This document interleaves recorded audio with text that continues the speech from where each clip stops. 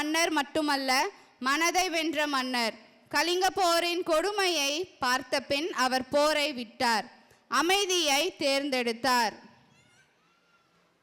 அவர் நிலங்களை அல்ல, மனங்களை வென்றார். அதனால்தான் அசோக சக்கரம் இன்று நம் தேசிய கொடியில் பெருமையாக விளங்குகிறது.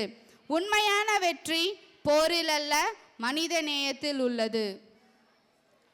இதை காட்டும் வகையில் நம் 5ஆம் வகுப்பு மாணவர்கள் நடனமாடி அசோகாவின் பெருமைகளை நம் கண்முன் கொண்டு வர இருக்கிறார்கள்.